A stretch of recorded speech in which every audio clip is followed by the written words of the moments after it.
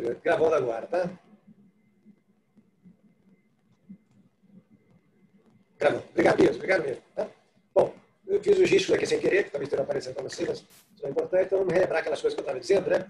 A questão de que doença vascular do sistema nervoso vai aparecer o tempo todo para nós. As pessoas de mais idade vão ter praticamente sempre uma doença por obstrução dos vasos sanguíneos que irrigam ou drenam o sistema nervoso, irrigação muito mais frequente do que drenagem, né? E, mais raramente, naqueles mais jovens, pode haver ruptura das artérias com hemorragia. Quando, então, o problema for decorrente de hemorragia, vamos chamar isso de acidente vascular, normalmente com o encéfalo, né? Encefálico hemorrágico. Quando for aquele caso muito mais comum, muito mais frequente dos idosos, por obstrução de vasos sanguíneos, nós, da mesma maneira que entendemos que é um infarto agudo do miocárdio, né? Vamos estar diante de um infarto agudo do encéfalo, por exemplo. Ou é transitório. Mas, ao invés de você receber o nome de infarto, né, para facilitar a nossa vida, não. O nome é acidente vascular encefálico do tipo isquêmico. O Renato está querendo falar alguma coisa aqui, deixa eu ver se eu encontro no chat o que é. Renato, se você quiser falar, no microfone fala, querido, não tem problema não, tá? Não vai me atrapalhar em nada. Quando eu vou ver que no chat aparece o que você está querendo dizer. Renato, não está dando para ouvir. Está ruim, pessoal? Não estão me ouvindo? O áudio está muito ruim? Tá bem. Eu vou tirar aqui então o fone para ver se pelo áudio do próprio computador vocês conseguem me ouvir, tá? Estou tentando, na verdade é. Vamos ver se agora eu consigo, pelos alto-falantes do computador, que é novinho, né? Tem que funcionar, né? Volto sim, queridos, volto sim. Vê se agora vocês estão me ouvindo. Agora o áudio está melhor, professor. Eu acho que foi o fone. Eu acho que nem o senhor estava conseguindo nos escutar e nem nós ao senhor. Agora eu estou ouvindo você bem. Tremeu um pouquinho no início, mas eu estou ouvindo você bem. Se vocês estão me ouvindo também, então vamos embora. Vou começar aqui a introdução. Agora está perfeito. Esses avisos vocês podem dar vontade comigo, tá, queridos? Não me atrapalhem em nada, não. Então, vamos lá. Eu dizia aqui que então, doença vascular do sistema nervoso central é extremamente comum. Não vai ter um de nós na vida que não vai passar por isso, como médico, até como familiar de alguém que teve esse problema. Dividir em dois grandes grupos. Aqueles casos em que há uma obstrução do vaso sanguíneo. Então, nesse caso, por falta de circulação em determinada área do cérebro, vai haver um acidente vascular, normalmente ali no encéfalo, é o termo correto, então acidente vascular encefálico do tipo isquêmico. Esse é o mais comum disparadamente.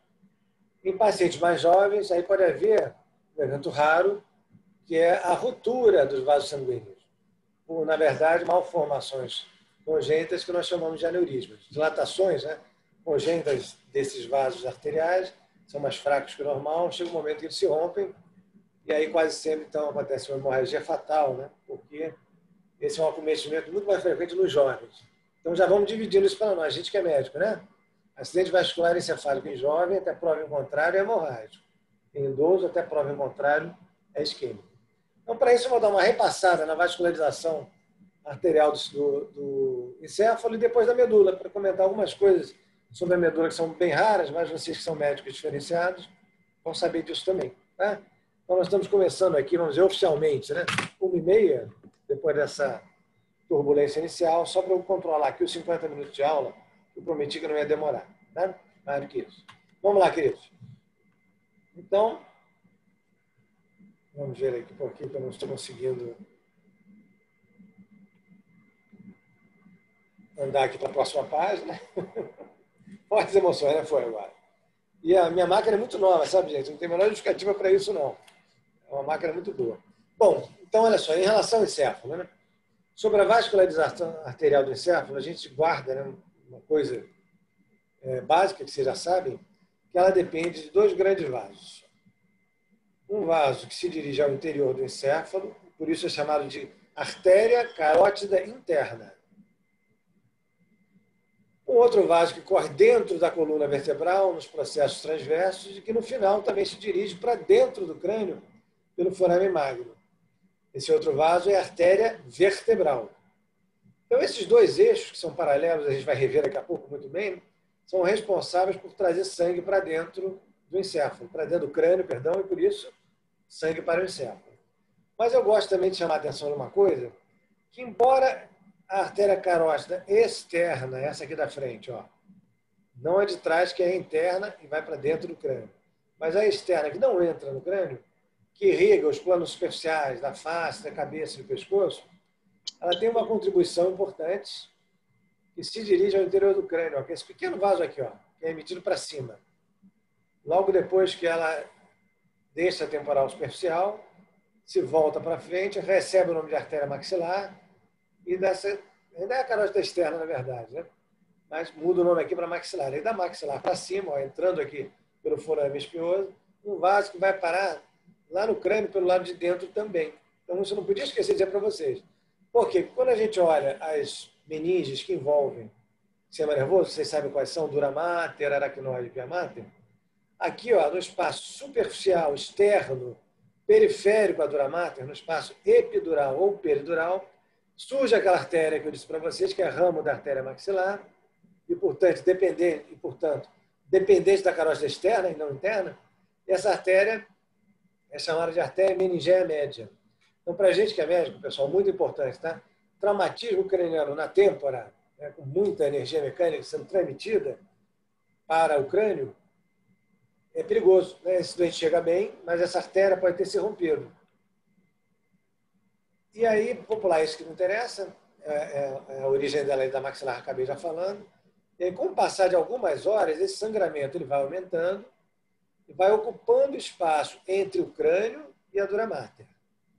Então, quando ele fizer isso, o que acontece? Obviamente, né? Ele vai aumentando a pressão intracraniana, porque a gente vai acrescentando ali o volume do sangue, que está sangrando, né? Que está vazando das artérias meningeias médias, e isso aumenta a pressão intracraniana e é muito grave.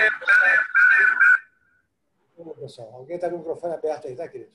Então, isso é muito grave. Por quê? Porque com o passar do tempo, então vocês vão perceber que se um doente bem, que sofreu esse traumatismo craniano, você pode até não valorizar muito na hora, com o passar do tempo, 4 a 6 horas depois, ele vai de agitado, desorientado, agressivo, até deprimir o sistema nervoso central e entrar em coma. Então, essa é uma mosca que a gente não pode comer nunca. Traumatismo craniano, sobretudo aqui na têmpora lateral, a gente permanece internado e um controle tomográfico na chegada, em outro 4, 6 horas, você não dá alta para ele antes de uma imagem que prova que não tem hematoma extradural. Tá? Se houver, ele vai então para a cirurgia, se faz uma abertura no crânio, esse hematoma é drenado e ele fica bem depois. Porque a hemorragia em si não é um problema, a perda, né, do volume sanguíneo, isso é o aumento da pressão intracraniana. Tá bem? O problema, né, do aumento da pressão intracraniana é que, com a pressão aumentando, o encéfalo tende a escapar pelo foramen magnum. E ali, o cerebelo é quem desce primeiro, e ele acaba espremendo uma parte dele, acaba comprimindo o bulbo, e no bulbo tem o centro, o controlador da respiração, e vários outros importantes, e o doente só vai morrer por depressão respiratória, porque o centro que controla a frequência respiratória é deprimido. Tá, queridos? Então, nunca na vida a gente vai esquecer disso, né? Isso a gente não pode ir para casa sem um controle rigoroso. Então, voltamos aqui para o tradicional eixo, que é a artéria carótida interna, entrando no crânio, né, pelo canal carótico, o carotídeo, e a artéria vertebral subindo os processos transversos das vértebras cervicais, e aqui atravessando o foramen magno, também indo parar dentro do crânio. O que nos faz imaginar que esses vasos levem sangue para o encéfalo. Correto, né?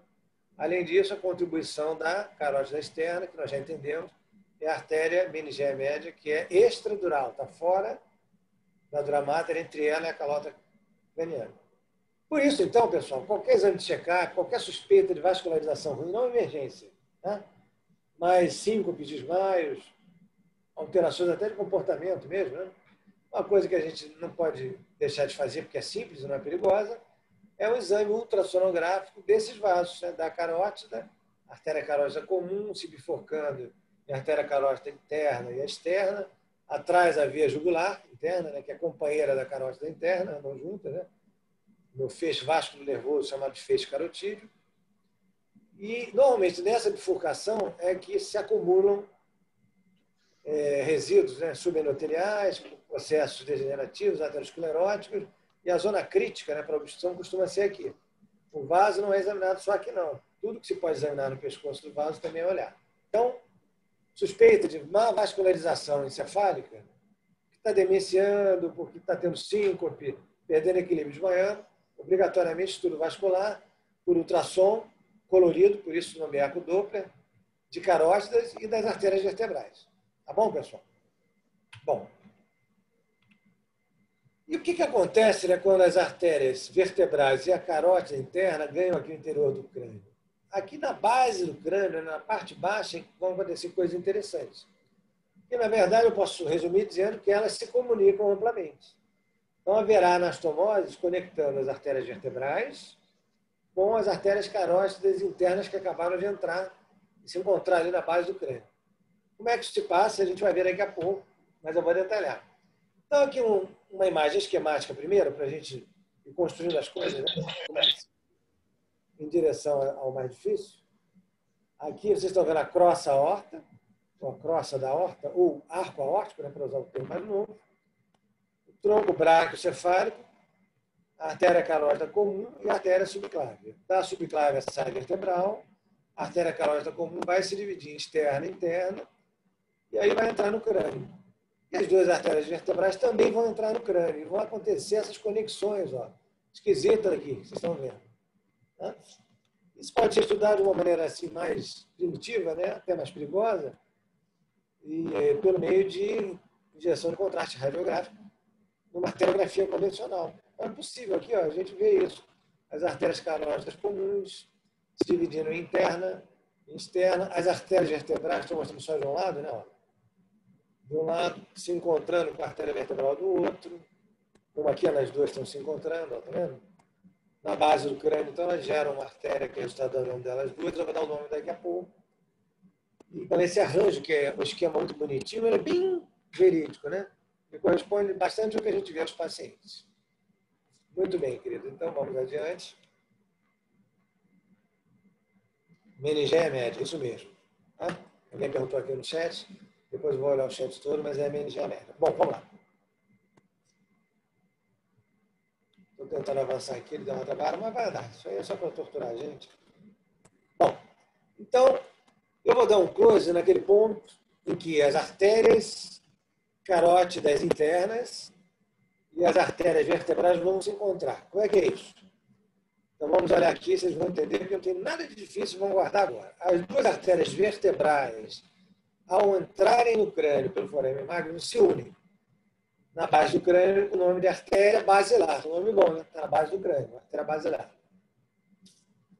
Aí a artéria basilar vai se bifurcar, dando origem a dois ramos que se destinarão ao lobo occipital, que vão lá para trás para o lobo occipital. Essas duas artérias que eu estou mostrando primeiro de propósito são as artérias cerebrais posteriores. Aí o que eu percebo? Que das artérias cerebrais posteriores, partem aqui vasos são relativamente calibrosos, que vão encontrar aqui, ó, com o ponto em que a artéria carótida interna acabou de entrar no crânio. Então, por que a artéria carótida interna está aparecendo cortada aqui? Nós estamos dentro do crânio, ela foi cortada, transeccionada, assim que ela entrou no crânio. Aí eu vou olhar para ela primeiro para dizer o que acontece com ela. Me acompanha aqui. Ó. Então, a artéria carótida interna, ela emite para frente uma artéria destinada à face medial dos hemisférios cerebrais, ao polo frontal, indo lá para frente, chamada de artéria cerebral anterior, de um lado e do outro.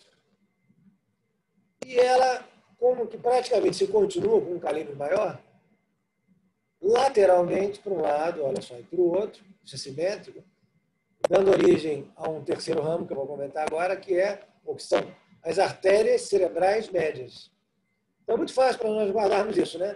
Para frente, as artérias cerebrais anteriores, para o lado, as artérias cerebrais médias, ambas ramificações da carótida interna. E lá atrás, as artérias cerebrais posteriores. E vem de onde?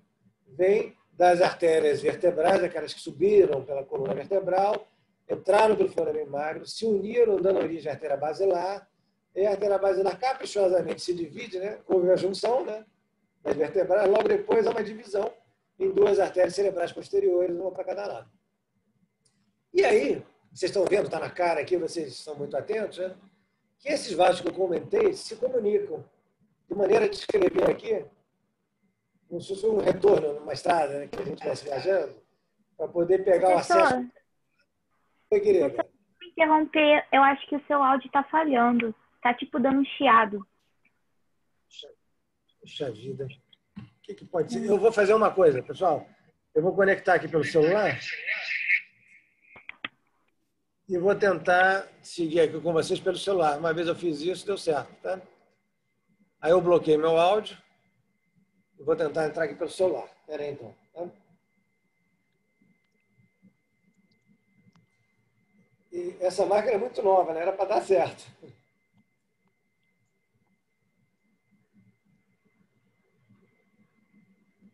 Vou só pegar a senha aqui, só um segundinho, tá? Vou pegar o link, melhor dizendo.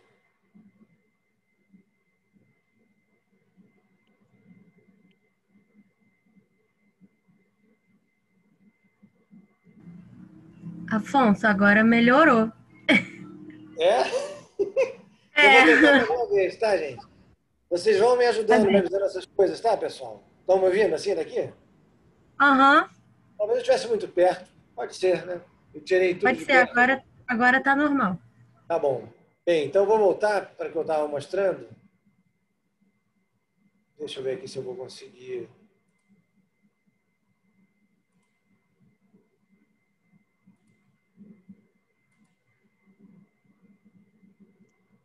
Voltar a compartilhar a tela direitinho, né? É isso que eu estou buscando aqui agora, tá, gente?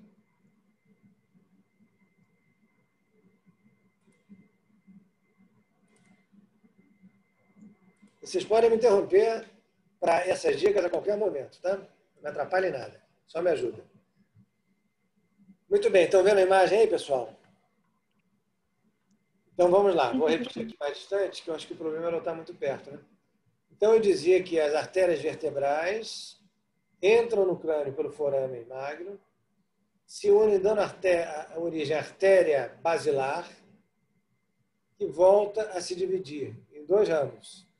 Esses dois ramos vão se dirigir ao polo occipital do cérebro, dos hemisférios cerebrais. Como vão lá para trás, essas artérias são as artérias cerebrais posteriores.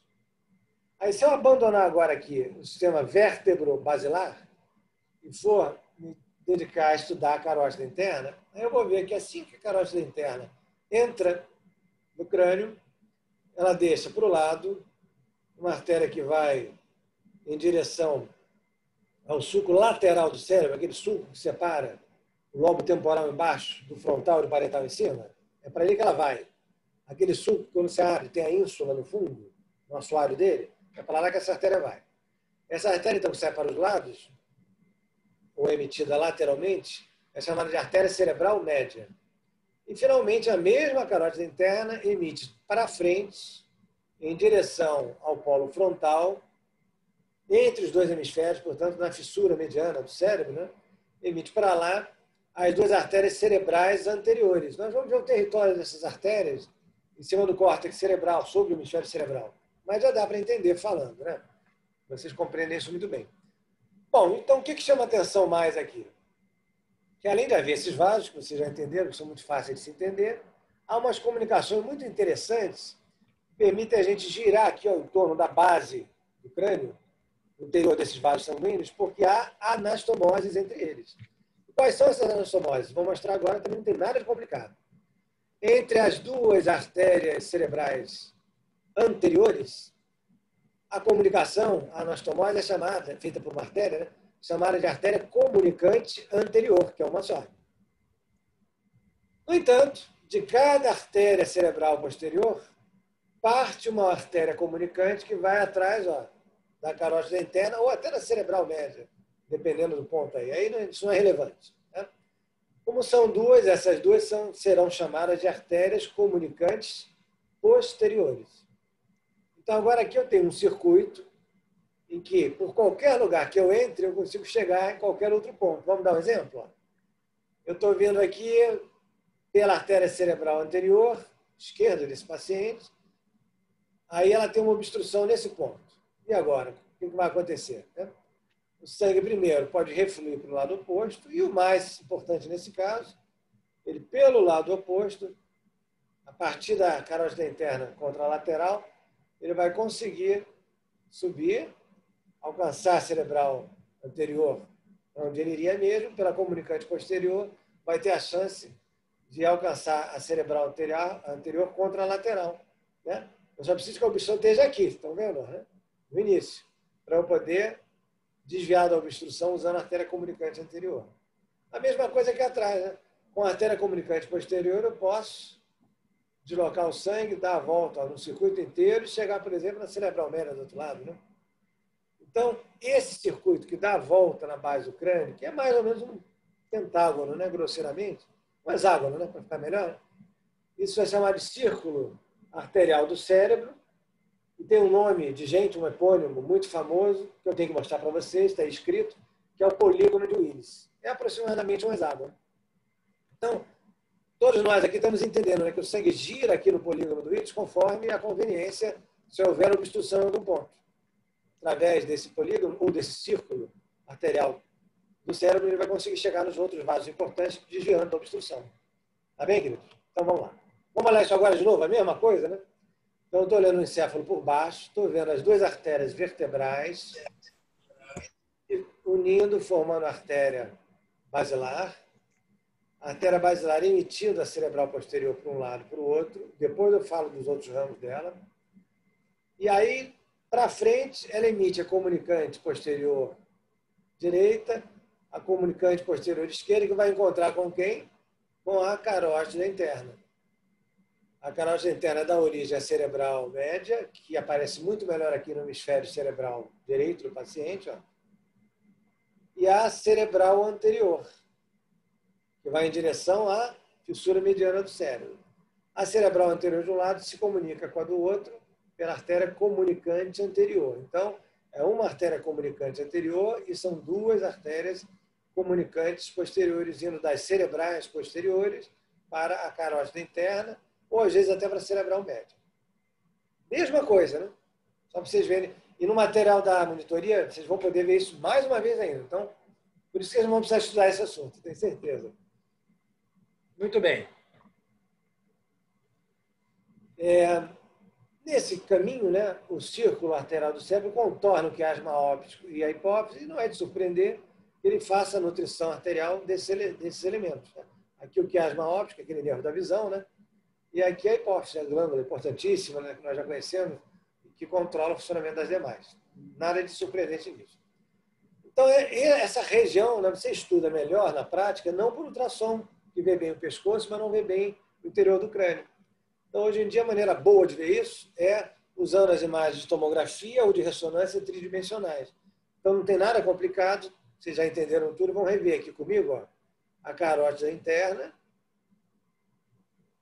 de um lado, do outro, as duas artérias vertebrais aqui, ó, se unindo para formar a artéria basilar, se divide em cerebrais posteriores. O que acontece com a carótida interna? Dá origem à cerebral média, que vai para o lado, e a cerebral anterior, que vai lá para frente. Uma se junta à outra na fissura mediana do cérebro, que é esse espaço mediano aqui. Então, dá para ter uma ideia muito boa, né, da área de responsabilidade da cerebral anterior, da cerebral média, que é para os lados, e a cerebral posterior é que a gente nunca vê bem, né, porque ela vai no mesmo caminho, mais ou menos, né, da cerebral anterior, só que para trás, uma imagem bidimensional assim, elas se projetam uma sobre a outra, né? É um vaso menor. Então é difícil de ver, sempre é difícil de ver. Você fica tentado a achar que é essa aqui, ó, mas não é não, tá? As cerebrais posteriores são essas que de repente sumiram, estão vendo? Para um lado, para o outro, aí você perde o rumo delas no meio do caminho, elas estão indo lá para trás em direção ao polo occipital. A mesma coisa numa ressonância, ó, de novo, só para a gente fixar, né? A artéria basilar, que é longa nesse caso aqui, né, desse paciente, comprida, né? Se bifurca em cerebrais posteriores, enquanto a artéria carótida interna vai dar origem à cerebral anterior, que corre bem perto, né, da cerebral anterior do lado oposto. Aqui existe a artéria comunicante anterior. E para os lados, as cerebrais médias, que são as mais calibrosas. Né? E, novamente, é por onde vai a cerebral posterior. Aqui até consegui ver, estão vendo? Nessa ressonância, eu até consegui ver a cerebral posterior indo lá para trás, para o lobo ou para o polo occipital. A mesma coisa aqui, aí de repente ela some. Então, só para ilustrar, né? É com esse material que a gente vai trabalhar para estudar nossos doentes. Então, agora vamos embora para a anatomia da obviedade outra vez. Estou olhando de frente o encéfalo. Por que eu estou olhando de frente? Como é que eu sei disso? Porque eu vejo aqui o bulbo espinal e vejo a ponte pela frente. Então, eu sei que eu estou olhando de frente esse encéfalo, o cerebelo lá atrás, ó, do tronco encefálico. Já sabemos isso. Esse é o polo temporal, né? Tem a ver com o lobo temporal. Os polos frontais aqui em cima. No meio, a fissura mediana do cérebro, né? Se eu afastar um hemisfério cerebral do outro, eu vou ver que lá embaixo o assoalho dessa fissura é o corpo caloso, né? Onde trocam-se as fibras de um hemisfério com o outro. E aí eu estou vendo direitinho, né, que a artéria cerebral anterior vai em direção ao corpo caloso, ó, de um lado e do outro. E no meio desse caminho, desse trajeto, vai deixando ramificações para a face que eu vou chamar de medial do hemisfério cerebral. Aquela face, né, do hemisfério cerebral que olha para do lado oposto, que está, portanto, ao longo de toda a fissura mediana do cérebro. Consigo ver também, embora não seja para isso essa imagem, a artéria cerebral média correndo aqui no sulco lateral do cérebro e a artéria cerebral posterior indo lá para trás e desaparecendo. E tem uma paralela a ela, ó, logo embaixo, ó, que engana a gente a beça, ó, logo embaixo. Eu falo depois sobre ela. Tá? Novamente, as duas artérias vertebrais formando a artéria basilar. Bom, então agora olhando a cerebral média, o que acontece com ela? Vocês já entenderam, ela tem um trajeto que é lateral, bem transversal, chega ao sulco lateral do cérebro, caminha ali entre quem? Entre o lobo temporal embaixo e em cima o lobo frontal e o lobo parietal, concordam? Né? E caminha sobre um assoalho que está lá no fundo do sulco lateral do cérebro, que é o quê? A ínsula. Vocês lembram que existe uma porção de tecido ali no fundo, né? Então vamos olhar isso, ó. Exatamente o que eu disse, pessoal. Polo occipital, polo temporal, polo frontal, a artéria cerebral média correndo aqui, ó, no sulco lateral que foi aberto para vocês verem melhor. O assoalho do sulco lateral é a ínsula. E a gente está vendo aqui ela se bifurcando em dois ramos, um que se destina à parte de cima, onde o lobo frontal e o parietal são atendidos, vamos dizer assim, né? E outros ramos se dirigem para baixo para atender boa parte do lobo temporal. Nada demais, é bem fácil, né, pessoal? Até intuitivo. Aí eu quero dizer uma coisa que eu esqueci, por exemplo, se eu não colocasse essa imagem aqui. Quando o professor Marco Aurélio mostrou para vocês o telencéfalo e núcleos da base, eu tenho certeza, né, que ele mostrou um corte horizontal, portanto, transverso do encéfalo, e apontou para vocês, olha só, aqui os tálamos, na aula de encéfalo, que eu acho que eu dei, né? Eu também mostrei isso, olha os tálamos aqui, descendo entre eles o terceiro ventrículo. Olha aqui a porção mais anterior, né, do núcleo caudado, que é um núcleo grande, arqueado, que a gente vê em corte aqui, e aqui atrás, ó, já que ele é um arco, né? Um arco longitudinal. E olha aqui, ó, mais estruturas são núcleos da base, né? O putâmen, esse escuro, o globo pálido, esse claro. E aí é um espaço caprichoso aqui, ó, entre o tálamo e o putâmen junto com o globo pálido, e entre o putâmen e o globo pálido e o núcleo caudado, que é esse da frente.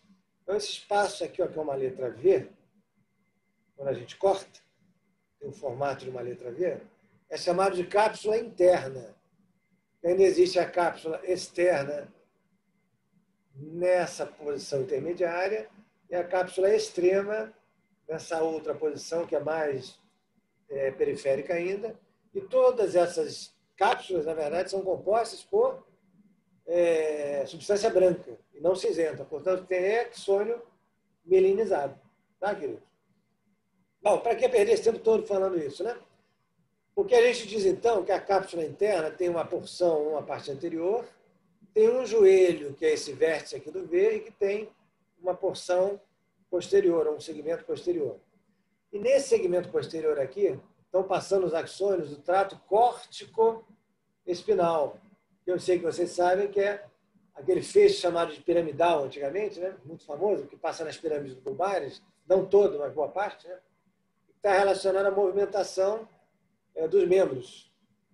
Então, o neurologista bom, né, ele sabe que quando houver um acidente vascular comprometendo a cápsula interna no seu ramo posterior, vai haver sequela motora nos membros superiores ou inferiores, E ele ainda sabe dizer o seguinte, olha só como a anatomia é interessante, né? Que a parte mais anterior aqui tem relação com o plexo braquial, com inervação no membro superior. E a parte mais posterior, com inervação no membro inferior. Isso tudo falando nesse segmento, né, de trás da cápsula interna. O joelho é o vértice e na frente a gente tem a porção anterior. Em toda a cápsula interna tem também, pessoal, fibras, não só motoras, como é do trato córtico-espinal, mas tem fibras subindo também. Do tálamo, por exemplo, é para todo o córtex. Lembra que eu falei, né, que toda a interpretação das veias sensitivas depende delas passarem primeiro no tálamo e depois do tálamo subirem em direção ao córtex. Esse conjunto, né, de fibras que vão do tálamo para o córtex são chamadas de tálamo-corticais. Depois que elas ultrapassam o nível da cápsula interna, elas se espalham, formando uma coroa, chamada de coroa radiada, ou em latim, corona radiada. Né? Então, a cápsula interna é importante, eu tinha que falar para vocês, porque, vamos repetir, né?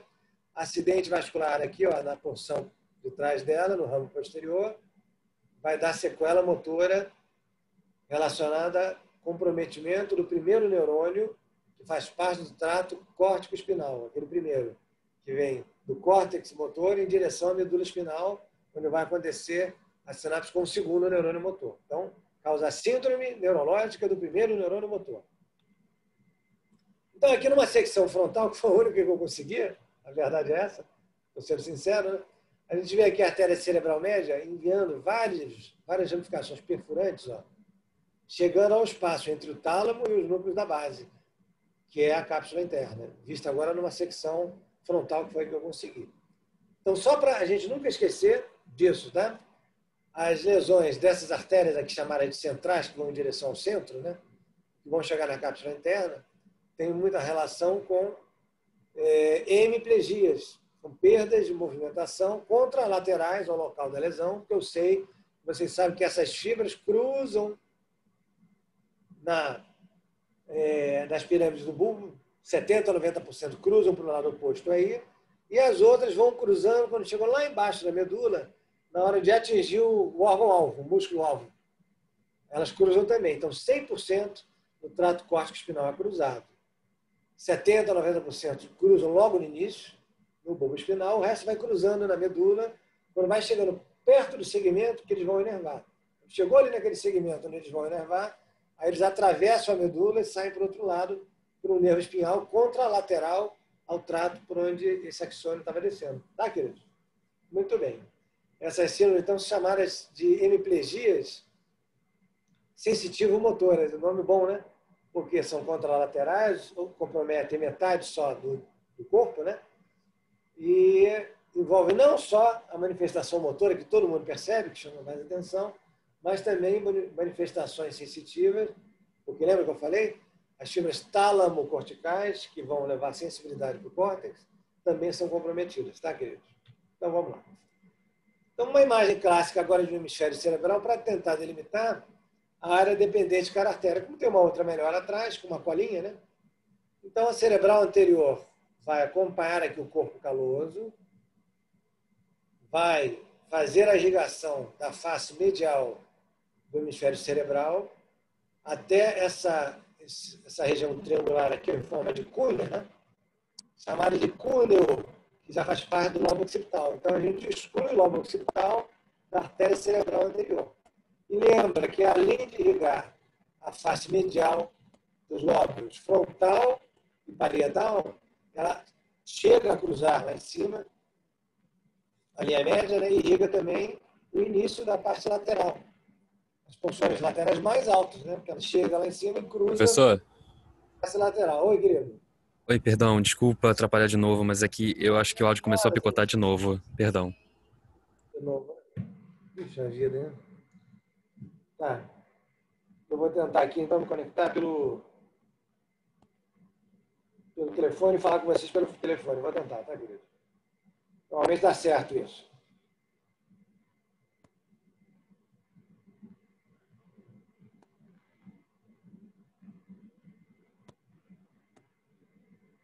Deixa eu só pegar aqui o link, só um minutinho.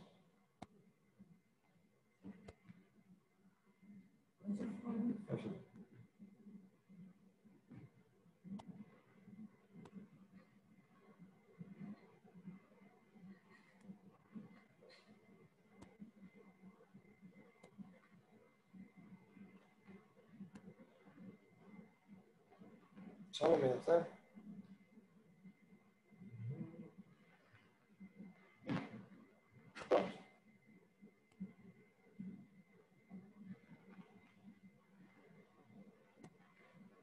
É engraçado que dizem que no meu fone aqui funciona, no meu celular o fone funciona bem.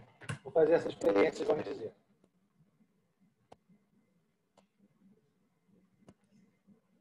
Eu vou dar um mudo aqui no meu.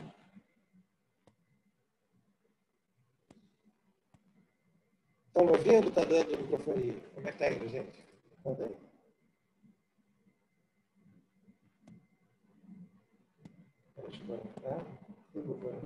Tá?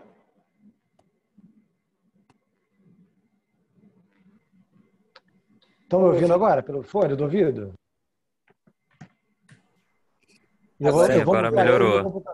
Eu mutei Melhorou o meu bastante, computador. obrigado. E aí, você vê, é o mesmo fone de ouvido, só que no telefone, sei lá por que funciona bem, é a conexão aqui do computador novinho, caro pra caramba, né, que eu comprei só para essa fase e que não está funcionando bem. Então, queridos, olha, eu vou aqui repetir então o trajeto das artérias, muito rapidamente, porque é muito fácil para vocês. A artéria cerebral anterior, então, ela acompanha o corpo caloso na fissura mediana do cérebro. Aí ela irriga toda a face medial do hemisfério cerebral até o lobo occipital. Até esse sulco aqui, ó, com o de baixo delimita uma área que parece uma cunha, chamada de cúneo. Esse sulco aqui é o parieto occipital, né? Separa o lobo parietal do occipital. Então a gente pode até, por sorte, ter essa correspondência e dizer que o lobo parietal e o frontal têm a sua face medial dependente da artéria cerebral anterior. Aí o que eu queria também que vocês entendessem, que vocês entendem, que é muito fácil para vocês, né? Que os ramos mais altos aqui, ó, eles conseguem cruzar e alcançar a face lateral do hemisfério cerebral lá em cima. Então, a parte mais alta da face lateral do hemisfério cerebral também vai depender das artérias cerebrais anteriores até esse ponto, excluído o lobo occipital. Bom, e a artéria cerebral posterior, qual é a função dela? É irrigar a face inferior do cérebro, ou seja, ir em direção ao lobo occipital, ao polo occipital, tanto faz, mas irrigando também aqui, ó, na região do lobo temporal, estão vendo? Né? A face inferior, onde tem aqueles 3 giros, né? Ó, né? Occípitos temporais, né? Então, a irrigação da face inferior e do lobo occipital depende da artéria cerebral posterior. Aí eu tenho que falar uma outrazinha importante para a gente como médico, para vocês guardarem, tá? Então, vou falar. Esse ramo aqui, que é super terminal, né? O fim do circuito, ó, passa no sulco de baixo, do tal cúneo, né? Que parece uma cunha. Esse sulco aqui de baixo se chama sulco calcarino. E a artéria que está passando aqui, ou o ramo terminal que está aqui, é o ramo calcarino. Por que eu estou perdendo tempo falando isso, né? Que essa área aqui é a área primária da visão. Então, se eu tiver obstrução da artéria aqui, isquemia, e, portanto, morte, né, dos neurônios dessa região, vai haver uma cegueira que não tem nada a ver com os olhos estarem com doença, e sim com a incapacidade de se montar e interpretar conscientemente a visão. Então, essa cegueira é chamada de amaurose, né, que é um nome bonito de cegueira, central. A culpa é do córtex visual que não está funcionando. Não tem nada a ver com retina, olho, quiasma óptico, né, as vias ópticas, tem a ver simplesmente com essa área final aqui. E, finalmente, aqui a cerebral média aparece mal, né, porque ela vai lá para o sulco lateral irrigar a ínsula e é o que ficou faltando. Vou voltar para vocês verem. É engraçado como às vezes ele muda o time, né? Para vocês verem aqui de novo, olha, a artéria cerebral média irrigando tanto em cima o lobo frontal e parietal, quanto embaixo, ó, as porções mais altas do lobo temporal, e a base do lobo temporal, a face inferior, depende da artéria cerebral posterior. E é o que eu botei aqui para vocês, que vocês vão gostar, olha que legal. Né? Tudo isso que eu disse, com figurinhas que no computador de vocês conseguem aumentar e ler bem, explicando exatamente tudo que eu falei até agora. A formação do círculo arterial do cérebro, as artérias cerebral anterior, média e posterior, o território de drenagem dela, de irrigação delas, e que delas depende, tá? Para facilitar a vida para vocês. E aí eu queria só falar mais uma coisinha, que vocês perceberam, né? que eu só falei de cérebro e não falei de tronco encefálico. Notaram isso, né? E vocês são ligados, eu sei que já estão se perguntando a respeito.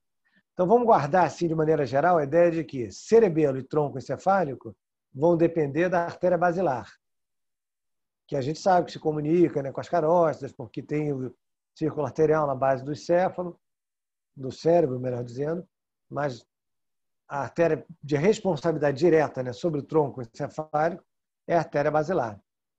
E aí, o que acontece com ela, né? Lembra que eu falei que existia uma artéria paralela cerebral posterior, né, que enganava a gente? Essa aqui. Olha como ela se dirige ao cerebelo por cima, né? Então, essa é a artéria cerebelar superior, que irriga o cerebelo. Embaixo, na metade inferior do cerebelo, tem duas outras artérias. Ó. Uma, duas. A primeira, que também é ramo da artéria basilar, chega aqui mais à frente, é chamada de inferior anterior ou inferior anterior. Nome complicado, né? Podia ser cerebral superior, médio, inferior, era muito mais fácil. Mas a superior é a que vem daqui de cima e irriga a metade superior do cerebelo. Ela vem de onde? Da artéria basilar. A segunda vai para a face inferior do cerebelo. Vem de onde? Vem da artéria basilar. Como a origem dela está mais à frente, ela é chamada de ínfero anterior ou inferior anterior. E a última, que vem aqui, ó, já das vertebrais, de cada uma das duas vertebrais, essa é a dica, né? É a cerebelar inferior, mas para trás, posterior. Então, por que essa divisão em anterior e posterior? Na verdade, é pela inclinação da artéria basilar, né? Quanto mais alta, mais anterior. Quanto mais baixa, mais posterior. Só por causa disso. Então, uma artéria cerebelar em cima, duas artérias cerebelares embaixo. E vocês estão vendo aqui, né? Várias artérias transversais para a ponte. Ó. Evidentemente, né? Na parte mais alta aqui do bulbo, há também contribuições para a irrigação do bulbo, que depois vão se organizando e vão dar origem, vou mostrar aqui, né? Porque é irresistível, já está aparecendo. Há uma artéria que vai acompanhar a medula espinhal todinha pela frente e outras duas que vão acompanhar a medula por trás, que eu vou discutir daqui a pouco com vocês em mais detalhe. Tá? Então, tronco encefálico é a responsabilidade da artéria basilar. Aí uma imagem que eu nem sei se acrescenta muita coisa, né? O tronco encefálico, o cerebelo aqui parecendo uma raia, né? No fundo do mar. E a gente vê de novo aqui a artéria basilar. É só para ajudar vocês a guardar o seguinte, ó, que a cerebelar superior é aquela que nasce logo antes da artéria basilar se dividir em duas cerebrais posteriores, que ainda na artéria basilar, só que antes, sai a artéria cerebelar inferior, mais à frente, chamada de inferior anterior, e que é das basilares, olha aqui, ó, das basilares, que nasce a artéria cerebelar inferior posterior. Então, os nomes são ruins, né? Superior e duas inferiores. As duas inferiores são uma mais anterior, essa aqui, ó, e a outra mais posterior. E essa aqui, o nome é esse mesmo, né? Inferior, anterior e inferior, posterior. Nome complicado. Então, essa imagem é bacana para ver a origem dos três, né, vasos, 6, se a gente considerar que é bilateral. Bom, então como é que a gente estuda isso tudo, né? De forma geral, essas ramificações menores. Novamente por uma arteriografia, que a gente vai ver esses ramos todos se distribuindo no interior do encéfalo, vista em perfil, como vocês estão observando aqui, a artéria carótida interna entrando na base do crânio, fazendo aquele sifão que ela faz na base do crânio, chegando lá para contribuir com a cerebral anterior, cerebral média e fazer a anastomose com a cerebral posterior, pelo círculo arterial do cérebro. Olhando agora de frente, olha como o círculo arterial do cérebro existe mesmo, né? Como você, injetando contraste pela artéria carótida interna direita desse paciente, você irriga a cerebral média direita, as duas cerebrais anteriores, chega na cerebral média do lado oposto, e muito provavelmente as cerebrais posteriores, que são projetadas aqui perpendicularmente à imagem, né? E a gente vê mal porque elas são relativamente horizontais e perpendiculares à imagem. Mas você vê, então, que como é que o contraste que eu injetei pela carótida interna direita foi chegar nos ramos da carótida interna esquerda, por causa do círculo arterial do cérebro. Tá? A imagem perfil, que não acrescenta nada, as mesmas coisas que você já sabe, é só para ter umas imagens clínicas, tá, gente? E você pode, que é o que todo mundo faz hoje em dia, né? Usar a angiotomografia, que eu mostrei lá na formação do círculo arterial do cérebro, né? você pode usar para ver a artéria como um todo, né? Então, as imagens são capturadas conforme o momento mais interessante, e aquela imagem que for positiva, né, vai ser congelada e reconstituída tridimensionalmente, porque naquele momento um vaso, né, acabou recebendo o contraste e mostrando o problema que havia ali. Ou um vazamento, um extravasamento, ou uma obstrução. Então, na hora que isso aparece, essa imagem, obviamente, que é selecionada e apresentada para a gente entender melhor o que aconteceu com o nosso paciente. Eu sei que seria muito anatômico, né, o que eu estou mostrando agora, para vocês terem só uma ideia de como essas ramificações arteriais dão conta realmente de todo o encéfalo, né?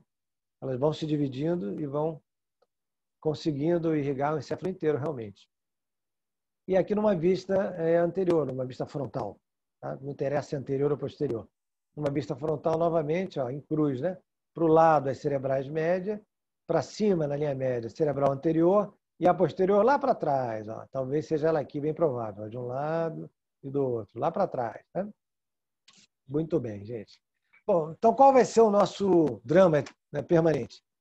É receber pacientes com sequela de um acidente vascular. A gente vai se perguntar se esse acidente foi isquêmico, muito mais comum em idosos, ou hemorrágico. No isquêmico, a imagem, quais são as dicas do isquêmico? Né? Primeiro, é de pessoas de mais idade que já têm artéria ruim, por isso que a artéria entope. Segundo, é de quem tem doenças que também comprometem o endotélio. Diabetes, hipertensão, dislipidemia, todo aquele que entope a artéria é a favor do acidente vascular ser isquêmico. Então, idade com esses fatores juntos, provavelmente vai ser isquêmica, né? Outra coisa, no momento que acontece o acidente isquêmico, não há uma imagem característica. A necessidade de um tempo maior se passar, aí talvez 12 a 24 horas, o pessoal da radiologia sabe isso direitinho, da neuro também, para que então aquela área que ficou sem vascularização comece a apresentar os sinais da sua destruição, como vocês estão vendo aqui, ó. Na tomografia, né, a gente fala de intensidade, né? Então, de densidade, eu confundo sempre, né? Intensidade é ressonância, densidade é tomografia, né? Então, essa área aqui, hipodensa na tomografia, mais escura, né? É a área isquêmica. Depois que houve tempo para a isquemia produzir os danos dela. Então, logo na hora da isquemia, nenhum alvo, né, de isquemia, no momento agudo da isquemia, vai manifestar alterações. Você só vai conseguir identificar a artéria entupida, se for rápido, tiver uma suspeição grande. Essas lesões que vocês estão vendo já são tardias. Então, o que a gente vai buscar a partir de hoje? Né? Pegar um doente que está com manifestação neurológica de acidente vascular e vai, se a gente suspeitar que é isquêmico, também rapidamente, o mais rápido possível, nas primeiras 4, 6 horas no máximo, além de dar para ele uma droga que facilite a recuperação da circulação inibindo a agregação de plaquetas, né? Por exemplo, o ácido acetil salicílico, né? Nós vamos logo buscar um colega que seja experiente em fazer intervenções terapêuticas para desobstrução desses vasos. Tem uns colegas muito bons nisso, tá? Para não deixar que essa isquemia produza um dano permanente, para transformar esse acidente vascular em transitório e não em permanente. E um ataque isquêmico transitório, que vai ser transitório, não que ele iria ser. O que concedeu, o que gerou esse nome, essa expressão. Aquele ataque isquêmico que espontaneamente dura um tempo e depois desaparece. Não, esse ia ser permanente, mas aí um colega craque vai lá, desobstrui o vaso e transforma aquele acidente vascular que ia ser permanente em transitório. Isso tem que ser muito rápido, né? E qual é o perigo, né, que deixa a gente com medo? É você dar o antiagregante plaquetário se for um acidente vascular hemorrágico, né? Aí vai agravar a hemorragia. São os dramas de ser médico, né? Toda hora a gente vai ter essas dúvidas e vai ter que decidir o que fazer. Tá bom, queridos?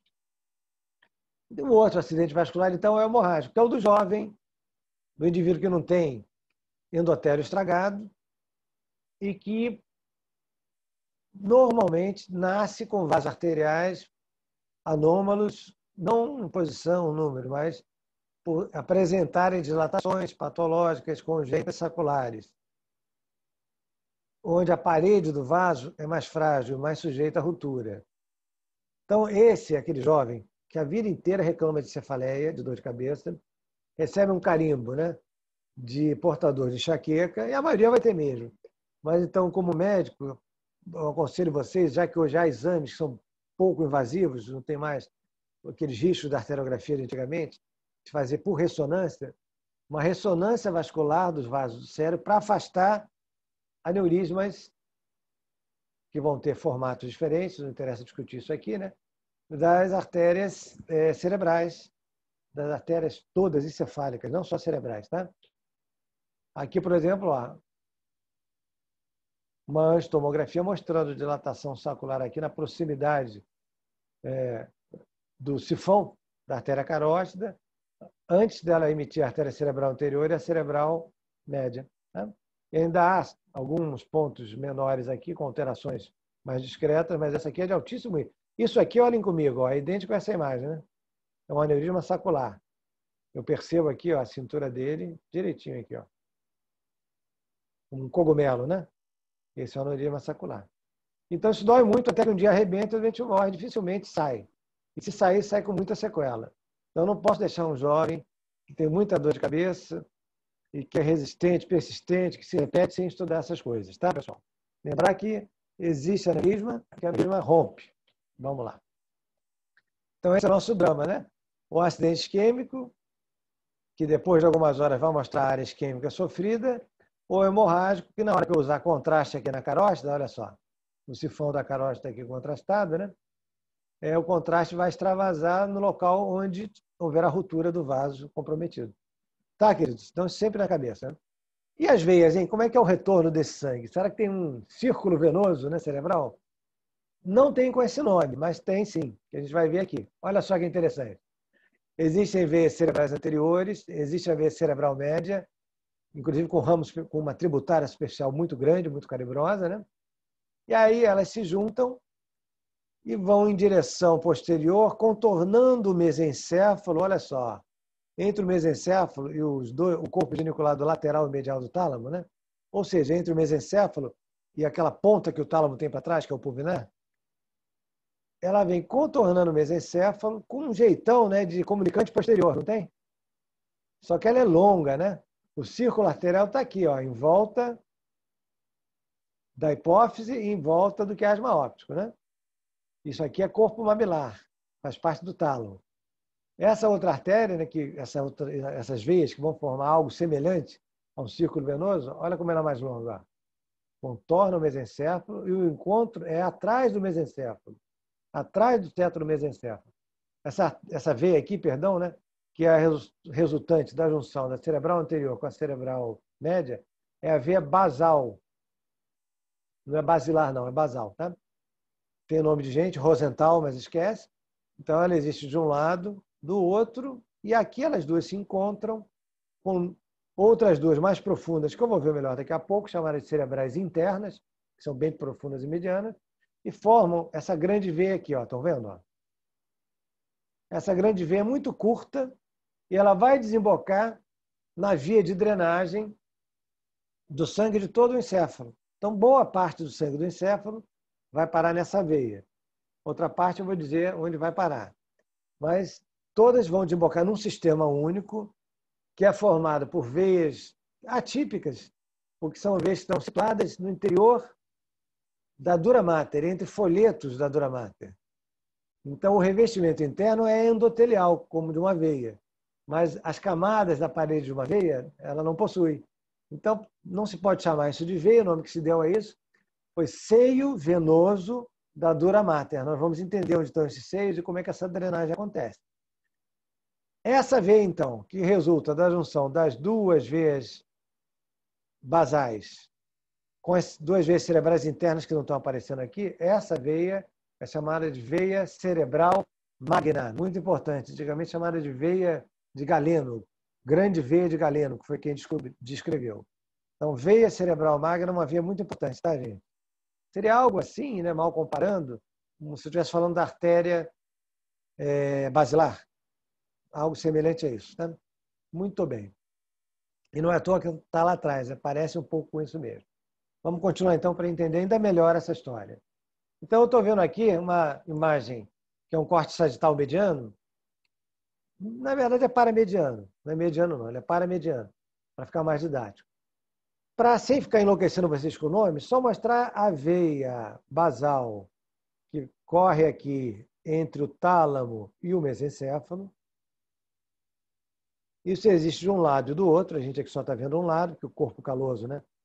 Está mostrando que a gente está cortando aqui mais ou menos na linha média.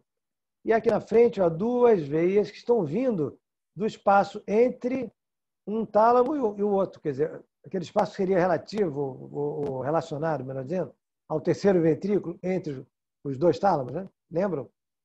Então tem aderência intertalâmica, né? Para comunicar um lado do tálamo com o outro. Então lá de dentro vem as veias cerebrais internas. Se juntam aqui, isso dá origem à veia cerebral magna. Então, cerebral magna são as cerebrais internas, e depois elas vão receber as veias basais, antigamente chamadas de veia de Rosenthal. A cerebral magna, chamada de veia de Galeno, ou grande veia de Galeno. Então, a artéria cerebral magna, olha o que acontece com ela, gente. De repente, ela mergulha aqui na foice do cérebro, que a dura mater forma entre os dois hemisférios cerebrais. Lembram? Né? Que a dura mater envolve o hemisfério cerebral, mas tem uma foice que desce na fissura mediana do cérebro e vai parar aqui em cima do cerebelo. Na linha média, ela vai até o cerebelo. Aí olha o que aconteceu. A veia cerebral magna entrou aqui, nesses seios venosos da dura mater, que parecem veias, mas não são veias porque não tem a parede das veias com todas as camadas. Tá? Bom, quais são esses seios? Eu vou começar a dar os nomes agora com calma. Né?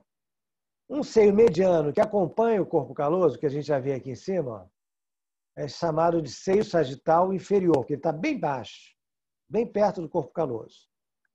Aí depois, na linha média, né, considerando esse corte sagital mediano, que ele não é na verdade não, mas considerando o sagital mediano, um seio chamado de reto, porque ele corre em linha reta lá para trás. Ó.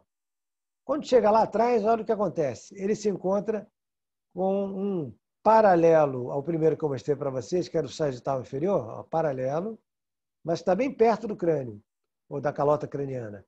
Esse aqui é o seio sagital superior, que vai acompanhar toda a calota craniana lá em cima. A gente vai ver muito bem daqui a pouco. E desse ponto aqui, ó, eu estou na linha média, né? Corte sagital mediano.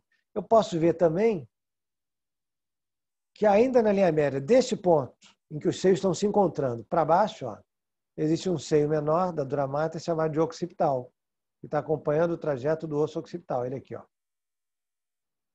Então, este ponto aqui, olha só que interessante, né? Ele é um ponto de encontro entre o seio sagital superior com o seio occipital e com o seio transverso, seio reto, perdão, que é a continuação direta da veia cerebral magna. Ó. Tá? E desse ponto aqui que está na linha média, o que acontece? Aí o sangue vai ser direcionado lateralmente por esse seio cortado aqui, que eu vou ver muito bem daqui a pouco, mas que eu já vou explicar para vocês, vocês vão entender. Eles são horizontais e vão da linha média para os lados. Então, aquele sangue que veio pela linha média, pelos seios sagitais, vai ser agora desviado para o lado, pelos seios transversos. Vamos olhar isso. Então, de novo aqui, tá, pessoal? O seio sagital superior, o seio sagital inferior. A veia cerebral magna drenando para aqui, para esse segmento que é retilíneo, chamado de seio reto. Nesse ponto, o seio reto se comunica com o seio sagital superior, com o seio sagital inferior, com o seio occipital, perdão, e aqui aparece cortado, é um buraco, né? Como se houvesse uma veia ou um seio venoso da dura mater vindo em direção a nós que estamos olhando para a tela. Que seio é esse? É o que nós vemos na outra metade da figura que ficou. Esse aqui, ó. Estão vendo? Tá? E que é reto também, né? Mas ele é transversal e é bilateral. Então, este seio aqui se chama seio transversal. Então, o que está acontecendo, pessoal? O sangue está sendo recolhido para a linha média, para o plano mediano, pelo seio sagital superior, sagital inferior, pelo seio reto, que também é mediano, pelo seio occipital. E aí, da linha média ou do plano sagital mediano, ele vai ser desviado, mais ou menos meio a meio, né, para o lado através de um seio venoso da dura mater, que é também retilíneo, mas horizontal e que vai para os lados. E recebeu um nome bom de seio transverso, para não confundir com o seio reto, que é esse aqui, continuação da veia cerebral magna. Então, os seios transversos, que são dois, um eu estou vendo, o outro ficou cortado aqui, porque a figura é sagital mediano corte, né? A metade que saiu levou junto o seio transverso do lado esquerdo. Olha o que acontece com o seio transverso. Num determinado momento, ele faz aqui, ó, uma letra S, estão vendo? Ó? essa parte que forma uma letra S, curtinha daqui até aqui, ó, é chamada de seio sigmoide. E aí o seio sigmoide abandona o crânio pelo foramen jugular. Então, o que a gente acabou de entender aí, né? Que esses seios venosos da dura mater, que são muitos medianos, vão receber o sangue ali através do plano sagital mediano e depois vão dividir ou distribuir esse sangue lateralmente pelos seios transversos, que vão dar origem aos seios sigmoidianos, ou sigmoides, tanto faz, que vão sair do crânio pelo foramen jugular. Quando esse seio sigmoide atravessar o foramen jugular e aparecer no pescoço, ele mesmo terá se transformado, será sua continuação direta, na veia jugular interna. Então, no pescoço, eu posso dizer que a veia jugular interna ela guarda um paralelo muito grande, né, com a veia, com a artéria carótida interna, que a veia jugular interna está recebendo o sangue de todo o encéfalo e drenando esse sangue para fora do encéfalo ao longo ali do trajeto no pescoço. Então, vou repetir mais uma vez, eu sei que é muito fácil, né? Mas é para vocês não terem que estudar. Seio sagital superior, próximo, né, à calota craniana. Seio sagital inferior, por cima do corpo caloso. Seio reto. E aqui embaixo, também na linha média ainda, mediano, o seio occipital. Nesse ponto, então, vai surgir, por um lado, o seio transverso direito, por outro lado, cortado, o seio transverso esquerdo. Como o lado esquerdo saiu, eu vou mostrar só o lado direito. O seio transverso dá origem ao sigmoide e o seio sigmoide sai pelo foramen jugular, dá origem à jugular interna, por onde o sangue está descendo no pescoço para fazer parte do final do sistema cava superior. Tá bem, gente? Olhando agora aqui por cima, no corte horizontal, novamente de propósito, para vocês guardarem mesmo, né? A veia cerebral magna se transformando, né? Se continuando com o seio reto. O seio reto vai encontrar o seio sagital superior, vai encontrar o seio occipital, que não aparece aqui, e lateralmente, dois seios transversais, ou seios transversos, vão ser emitidos sobre a cobertura de dura mater, que protege ou que isola o cerebelo que está abaixo do cérebro que está em cima. Essa porção de dura mater aqui, ó, que separa o cerebelo que fica na fossa cerebral posterior do cérebro que fica na fossa cerebral anterior e na fossa média, é a tenda do cerebelo, lembram disso? Né? Tenda cerebelar. Então, acompanhando aqui, né, a tenda do cerebelo por um lado e para o outro, os seios transversos, que dão origem aos seios sigmoidianos, abandonam o crânio pelo forame jugular e viram veia jugular interna, saindo aqui, ó, trazendo o sangue de todo o interior do crânio. Tá? Muito bem. Então, se eu olhar um encéfalo do jeito que a gente estava vendo, né? O encéfalo para as artérias, o que eu vou perceber? Né? Que eu vou ter veias mais altas aqui, em toda a face lateral do encéfalo, que vão tender a desembocar naquela veia modificada, que não é uma veia propriamente, chamada de seio sagital superior, que corre aqui em cima. Ó. Olha só como elas drenam para lá. Né? Vou ver que as veias que estão mais próximas ao sulco lateral, aquele que separa o lobo temporal do lobo frontal e parietal acima, vão drenar para a veia cerebral média. E essa veia cerebral média, o que ela faz? Ela se comunica com o seio sagital superior, que é mediano, e se comunica lateralmente, ó, aqui embaixo, com os seios transversos, que vão virar seio sigmoide para dar origem, à jugular interna aqui. Então, o que acontece? Há anastomoses superiores da veia cerebral média para o seio sagital superior e há anastomose, chamada assim, grosseiramente, tá? De inferiores para o seio transverso. Então, o sangue que está aqui na lateral vai para onde? No seio sagital superior, no seio transverso. Grosseiramente, tá?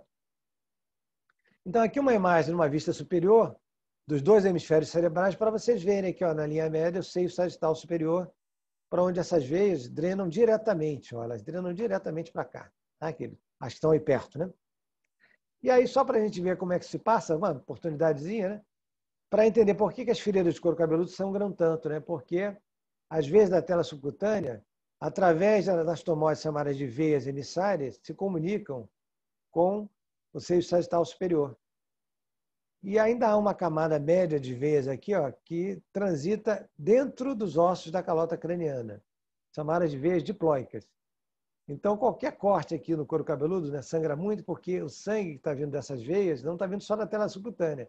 Pelas emissárias, também está vindo daqui, ó, do seio sagital superior, que está recebendo essas veias todas, ó, que estiverem aqui por perto, né, para devolver o sangue para ele, no interior dele. Tá, queridos? Então, quando a gente olha um crânio, né, e tira a camada mais externa dos ossos da calota craniana, que tem duas lâminas, quando tira a lâmina externa, você vê o relevo, né, dos vasos diplóicos que correm entre as duas lâminas. E agora a medula. Aí é muito fácil, 5 minutos, é ridículo, né? O que eu preciso saber sobre a medula? Que a medula, como é comprida, ela respeita aquele padrão que todos os órgãos compridos, né, têm em relação à vascularização. Ao invés de ter só uma artéria nutridora, a vascularização é segmentar. Então, a porção cervical da medula espinhal vai depender da artéria vertebral, que além de ir lá para dentro, participar do círculo arterial cerebral, da origem da artéria basilar, que vocês já sabem, ela emite, ó, várias ramificações em direção ao segmento cervical da medula espinhal. O segmento cervical, vocês lembram, né? É onde está a origem do plexo braquial. Então, os comprometimentos arteriais que envolverem membro superior, se forem periféricos, e forem na medula, que é muito raro, né? Eles vão estar relacionados a isso, a artéria vertebral e os ramos dela que vão atender aos segmentos cervicais da medula espinhal, onde está o plexo braquial. Vocês lembram? C5, C6, C7, C8 e T1, se ele estiver na posição normal. Pode ser um pouco para cima, um pouco para baixo, mas o normal é isso. Depois, então, que a gente vai em direção à medula espinhal na porção torácica, quem são os vasos que estão ali no tórax? As artérias intercostais, né? E que são segmentares. As artérias intercostais. Então, são as artérias intercostais que vão nutrir a medula espinhal no segmento torácico. E quando eu chegar no abdômen, existe artéria intercostal no abdômen? Não, porque não tem costela. Mas tem vasos que são exatamente análogos a eles, chamados de artérias lombares. São também horizontais, transversas, e são ramos pares e diretos da aorta abdominal. Então, assim como as torácicas, as intercostais são ramos da aorta torácica, as lombares são ramos da aorta abdominal. Vamos ver, então, como é que isso acontece? Olha que interessante. Ó. Vocês estão vendo aqui a artéria aorta torácica. Como é que eu sei que é torácica? Porque eu estou vendo as costelas aqui do lado, né, gente? Então, ela é emitindo aqui a ramificação em direção ao espaço intercostal.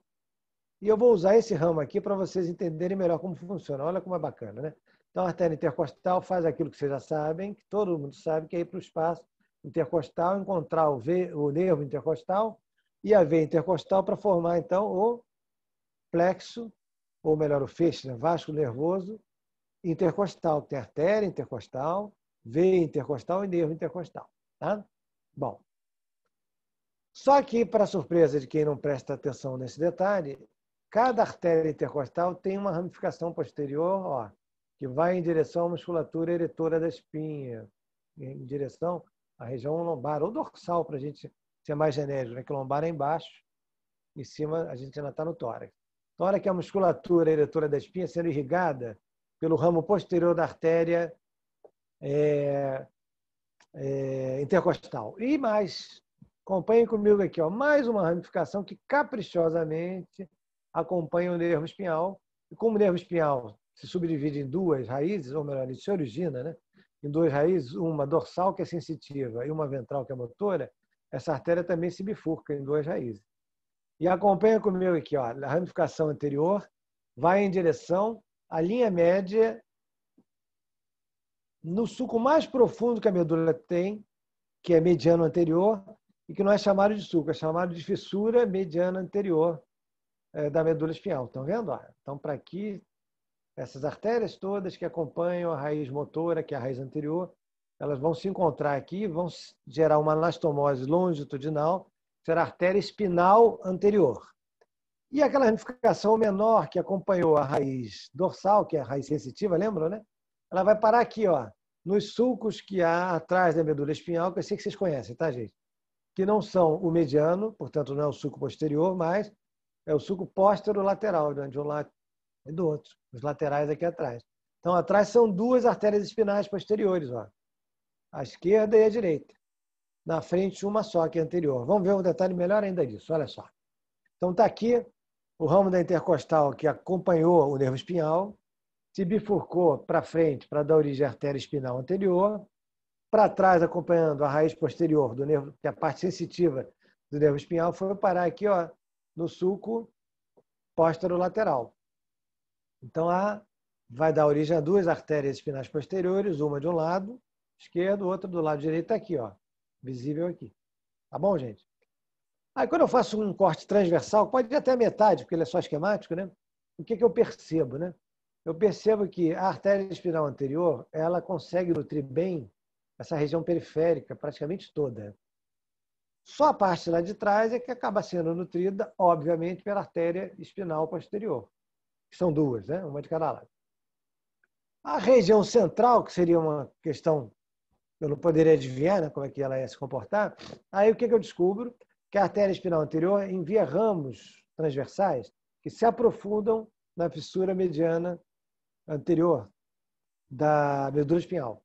E chegam aqui à região mais central, estão vendo eles chegando aqui? E, portanto, irrigam bem também, ó, essa região mais central da medula. E a região intermediária, que não recebe os vasos periféricos da espinal anterior nem das espinais posteriores, e que também não recebe os vasos centrais, que são oriundos dessas artérias penetrantes aqui, né, perpendiculares, transversais, da espinal anterior, essa zona intermediária é a que tem a vascularização pior. Clinicamente, isso é super relevante? Não, não é não, sinceramente não é não. Ninguém fica dizendo, acidentes vasculares na medula, na zona intermediária, são extremamente frequentes? Não. Mas é bom a gente saber disso, né? Se houver um sofrimento geral, a região que primeiro vai causar o golpe é essa intermediária. E as veias, como é que são? Mais fáceis ainda. Apenas duas. Uma totalmente, né, análoga à artéria espinal anterior, portanto, uma veia espinal anterior, e a outra veia espinal posterior. Então, não há veias espinais posteriores, duas, né? Uma de cada um dos lados aqui, como as artérias, lembra que são duas artérias espinais posteriores? Não, há uma grande veia central também, mediana, equivalente à anterior, talvez até maior, né? Vocês vão entender por que daqui a pouco, que é a veia espinal posterior. E olha como é igualzinho, né? Você pega aqui uma artéria, uma veia intercostal, perdão, né?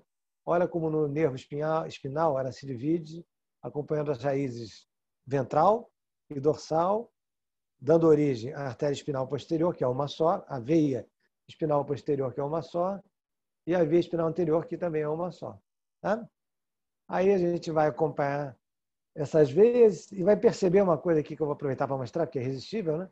Que no espaço externo à dura mater, no espaço epidural, há um grande plexo venoso. Estão vendo aqui? Ó? Chama de plexo venoso vertebral interno. É através dessas veias que as células que se desprendem do câncer prostático ascendem ao longo da coluna e produzem com tanta frequência a metástase óssea lombar, que é a característica da disseminação hematogênica do câncer de próstata. Então, não tem nada a ver com o que a gente está falando, mas, como a gente é médico, vamos lembrar, né? Dor lombar em gente da minha idade, 50 anos ou mais, uma coisa para afastar metástase de câncer prostático, que não tem nada a ver com as veias espinais. Tá bom, gente? Tem alguma situação? Já acabamos a imagem aqui. Tem alguma situação? Estou dando para ver alguém falar. Tá? Não, pessoal. Alguma situação? Deixa eu dar uma microfonia lá. Estávamos indo tão bem, né? Deve ter algum microfone aberto, gente. E está pegando a minha própria voz saindo no monitoria. Procura que vai ser isso, tá? Então, para acabar, a última coisa que eu quero dizer. Nada complicado, não, mas importante, relevante. Como é muito comum a aorta abdominal ficar doente, se dilatar aos poucos, não congenitamente, num aneurisma que não é congênito, e sim um aneurisma adquirido, aí os seus ramos menores tendem a se obstruírem na medida que o aneurisma, que é a dilatação patológica da aorta abdominal, for se formando. ou for se desenvolvendo, progredindo. Dentre esses ramos, estão as artérias lombares, que vocês já aprenderam, que vão fornecer o sangue que vai circular das artérias espinais anteriores e posteriores, né, para aquelas ramificações lá da artéria lombar, emitindo um ramo que acompanha o nervo espinal, que se divide na raiz anterior e posterior, e dá origem à artéria espinal anterior, que é uma só, e as duas artérias espinais posteriores. Então, gente, às vezes, raramente, mas às vezes acontece que na cirurgia do aneurisma abdominal, ou até como uma complicação natural espontânea dele, uma artéria lombar seja obstruída e a isso resulte em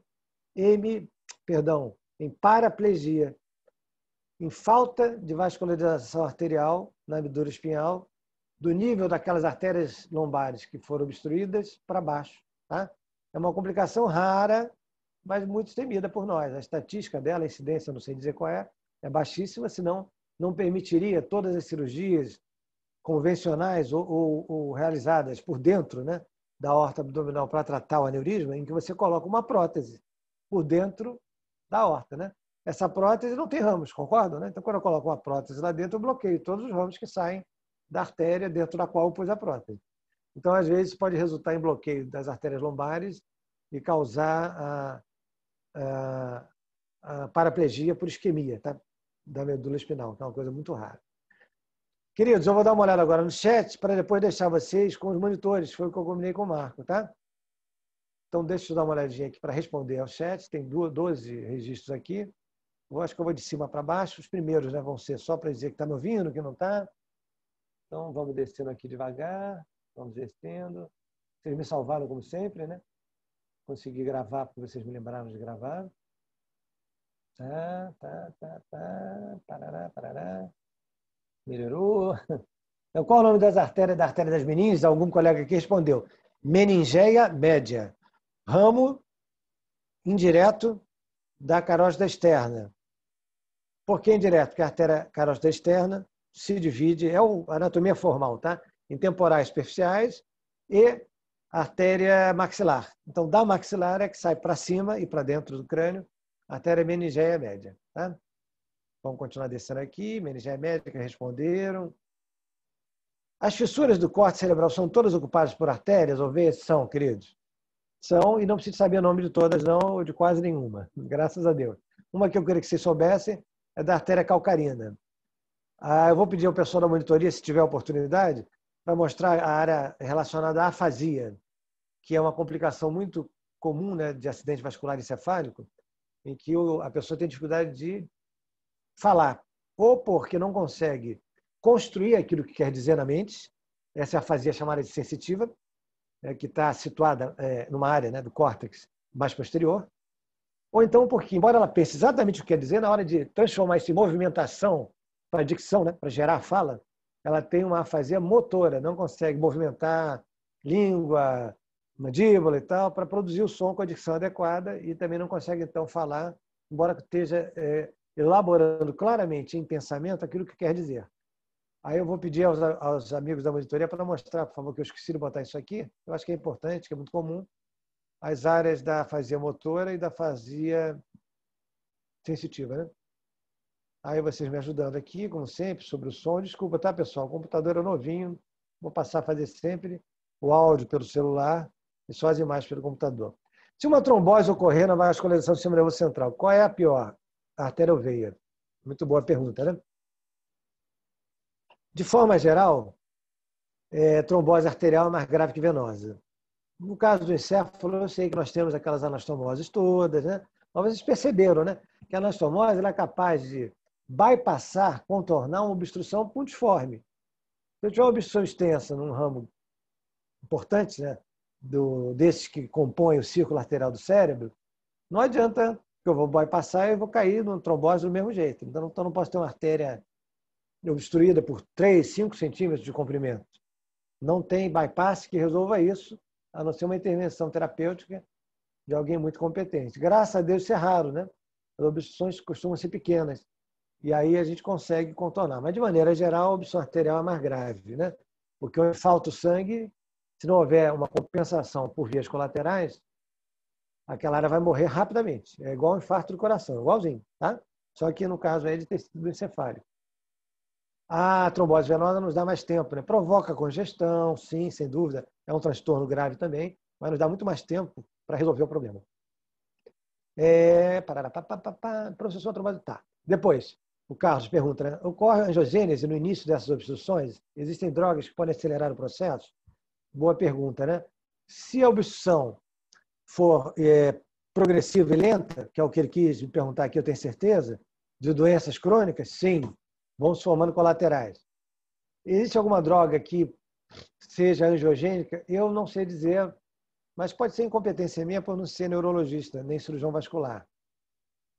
E uma coisa que tem esse papel, ou tem uma ação colateral, né? Uma ação coadjuvante, melhor, está sendo testada com sucesso aí em avaliação ainda, é o uso de célula-tronco, não só para questão de angiogênese, mas até para restabelecer, recuperar as células do sistema nervoso propriamente, ou seja, os neurônios que morreram pelo insulto isquêmico, né?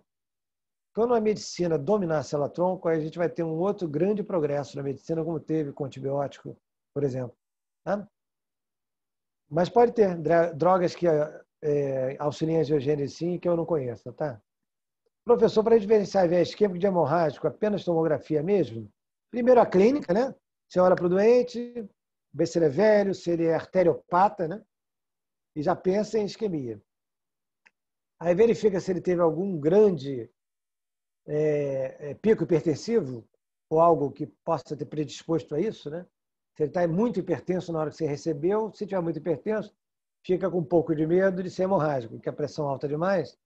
No início, ela faz os vasos do cérebro se contraírem para que a pressão alta sistêmica, né, não atinja o encéfalo. Isso é genial, né? Aí causa isquemia. Paradoxo, né? A pressão sobe, a isquemia. Por quê? Porque os vasos cerebrais se fecham para proteger o cérebro dessa hipertensão. Mas se a hipertensão for grande o suficiente para vencer essa resistência, aí pode haver até ruptura e acidente vascular hemorrágico. Seria maneira, sim, de um acidente vascular hemorrágico acontecer no idoso. Seria por um mecanismo de um pico hipertensivo tão grande que vencesse esse processo natural de vasoconstricção protetora. E aí a imagem a seguir, tá, gente? Ato contínuo. Hoje as emergências todas têm, né? Então, o estudante tem que ir para a tomografia, sim. Boa pergunta. Mesmo que você ache que seja isquêmico, tá? Professor, como distinguir na imagem a área de isquemia de sangue coagulado no AVE hemorrágico, né? Boa pergunta. Boa pergunta, né? O pessoal da radiologia, né? Eles têm, não vou dizer que seja uma escala, nem uma tabela, né? Mas eles conseguem, avaliando a densidade na tomografia ou a intensidade na ressonância, dizer muito bem para nós qual é a natureza daquele tecido, inclusive em outras regiões do corpo, né? Se aquilo é pus, se é sangue, se é só um líquido fluido, seroso, se é um tecido intermediário, por exemplo, de natureza muscular. Então, com base na capacidade de discriminar diferentes intensidades na ressonância e densidades na tomografia, o radiologista vai dizer para você se aquilo é sangue coagulado ou se é tecido isquêmico. Tá? E você junta isso com a sua boa clínica, né, de ver há quanto tempo que aconteceu o acidente vascular, para sempre passar todas as informações pelo crivo, né, da tua razão. Não confia nunca no que disserem, não, tá, gente? Pensa sempre. Professor, não sei se o senhor comentou ou se foi falta de atenção minha, mas qual seria a diferença entre veia e seiva? A veia tem as camadas todas, né? Tem o endotélio, aí tem a parede com fibras musculares em pequena quantidade, fibras elásticas em pequena quantidade, depois tem essa túnica média, né? Depois tem a túnica mais periférica, que é a túnica adventícia, né? Onde existe tecido conjuntivo frouxo, gordura, né? Então, o vaso sanguíneo tem 3 camadas: túnica interna ou íntima, túnica média e túnica adventícia ou externa, né? Na túnica íntima, que é o endotélio, com toda aquela importância dele, né? De promover vasodilatação, vasoconstricção, promover trombose, coagulação, se houver qualquer ruptura nele, qualquer solução de continuidade, qualquer rasgo, fissura no endotélio induz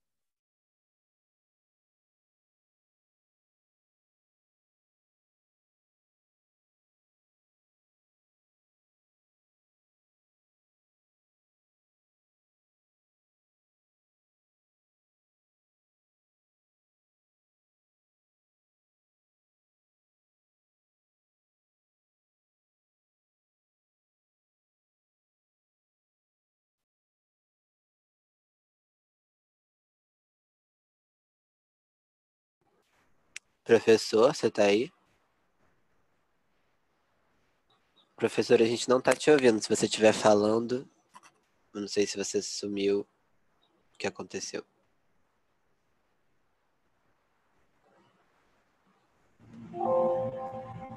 Você tá mutado, Afonso.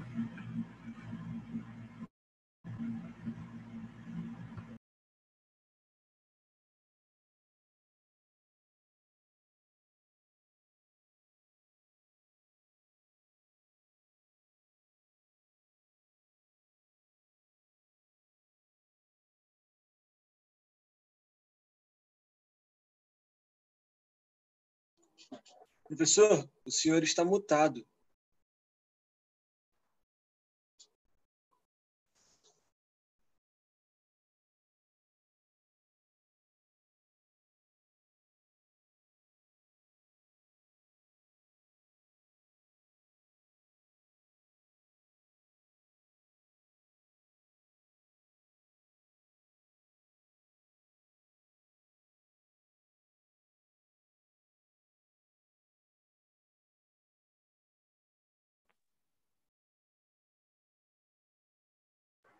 Tá no mudo. Você tá no mudo. Você tá no mudo. Fala, querido, pode ouvir. Agora foi. Foi? Tá. Bom, então estamos acompanhando aqui, né, as perguntas de vocês. Em relação à paraplegia, é aquilo que eu disse, né? Se houver um infarto, olha só, né? É um infarto agudo não do miocárdio, né? Mas da medula espinal, porque as artérias lombares foram obstruídas por doença ou por algum tratamento. Professor, Eu coloquei. desculpa Tem interromper. a artéria bloqueando a saída dos lombares, vai acontecer a falta de circulação e o ataque isquêmico com a paraplegia, o ponto que ficou sem circulação para baixo, tá? Aquela área morre, mesmo que a área abaixo esteja bem vascularizada, eu já interrompi a medula, né? Se o segmento da medula morrer por falta de circulação, não adianta abaixo dele, a medula está bem, não tem uma conexão entre a parte baixa e a de cima. Então acontece a paraplegia por causa disso. Não precisa não conseguir entender, Professor. muito fácil, tá? Acidente vascular encefálico é um termo geral. Significa que o problema relacionado à circulação do encéfalo. Esse problema pode ser por ruptura de algum vaso sanguíneo celular, dentro do encéfalo, então será um acidente vascular do tipo, encefálico do tipo hemorrágico. Uma causa muito comum dessas hemorragias em jovens são aneurismas congênitos, com os quais então os jovens nascem sem saber, causam muita dor de cabeça durante muitos anos, até que um dia a pressão do jovem sobe um pouco, porque ele foi realizar uma atividade esportiva, e aí aquele aneurisma arrebenta. Então, rompeu-se o aneurisma congênito, que é fraco, resistência da artéria normal, é uma dilatação patológica da artéria. A romper acontece, então, a hemorragia, então, um acidente vascular encefálico de tipo hemorrágico. Nos idosos, o acidente vascular encefálico, que tem a mesma sigla, AVE, raramente será por hemorragia, quase sempre por obstrução das artérias. Com a idade, vão sofrendo doença degenerativa, tem que ser no momento que elas substituem por completo. Tá? Muito bem. Professor, qual é a definição de aneurisma? É isso, então. Aneurisma é uma dilatação patológica, é a dilatação patológica de uma artéria, e essa dilatação pode ser congênita, e não deixa de ser patológica, né? Ou adquirida ao longo do tempo por insultos ao sistema arterial. Então, uma doença arterial crônica, o aneurisma do idoso, comum. E a aneurisma do jovem é congênito, você já nasce com ele. Ambos são patológicos, são doenças, sabe?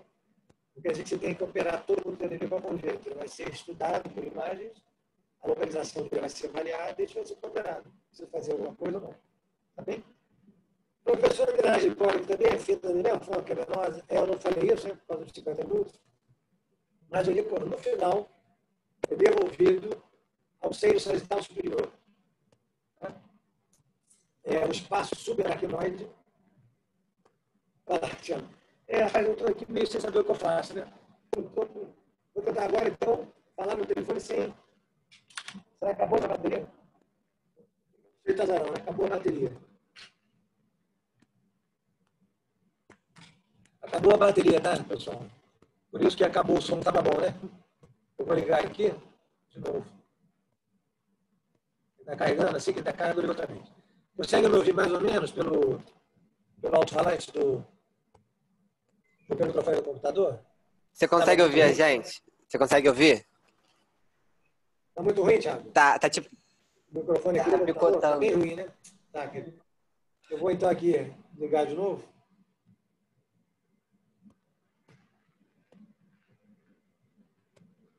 O telefone celular. E vou responder alguns chats por escrito enquanto isso, né? Tá? Então fiquem ligados aí. Decisão de energia já foi, diferença, sim, drenagem licórica, né? Vou responder aqui.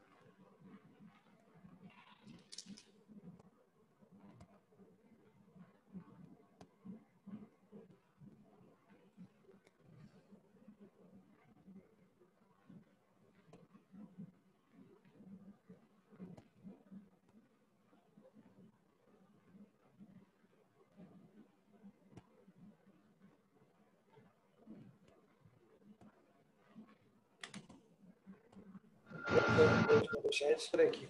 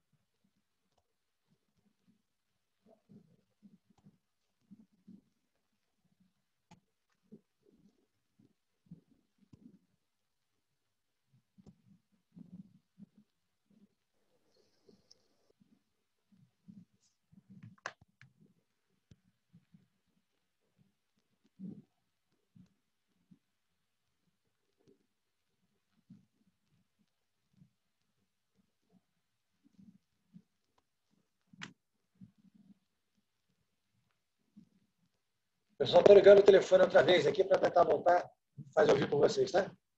Dei uma carrinha nele, para passar para os monitores, que ele está perdendo muito tempo, né? Foi bobagem de transmissão. Marque a aula para mim. Estou ligando ele aqui, daqui a pouco. Eu estou falando com vocês, Deus quiser.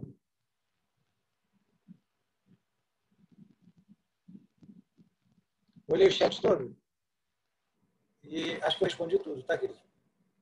Mas vamos aqui confirmar, né?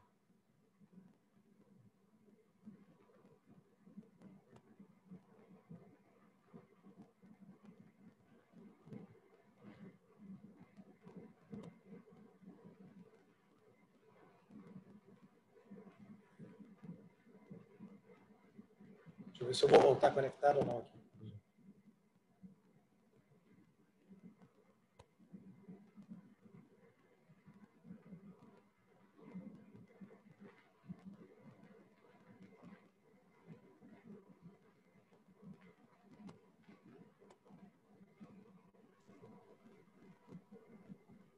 Pessoal, vou desligar de novo aqui o áudio do meu computador, tá? Consegui dar uma carguinha? Vamos lá, rapaz. Pronto. Acho que agora vocês vão me ouvir de novo, né? Aquela história, usando o telefone para falar com vocês. Então, olha, os chats eu respondi todos, né? E aí agora eu queria perguntar aos meninos da monitoria se estão aí por perto. Porque eu queria ver se eu consigo colocá-los como anfitriões também. Oi, professor. Tá me ouvindo? Oi, meu amor. Estou ouvindo muito bem. Quem é? É a Érica. Isso. Oi, professor. Érica, eu tô aqui vou também. tentar colocar você como... Oi, meu amor. Então, eu vou aqui botar a Érica primeiro, né, para não estar lá. A Érica está aqui. Vou botar ela como co-host. Consegui. Make co-host. Tá. A Érica sim, Érica. Érica é uma co-host. Quem mais? Tá, já foi. Obrigada. Quem mais, Oi, Érica? Falta eu, Daniele. Dani, eu estou vendo a imagem, mas não estou vendo o seu nome. Cadê você? Deixa eu abrir aqui tudo, peraí. Para ver todo mundo, né?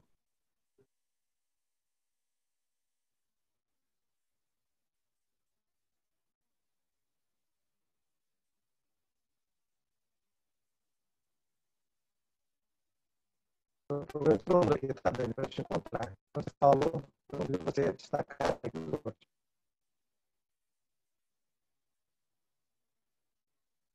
Daniela Daus. Tá certo?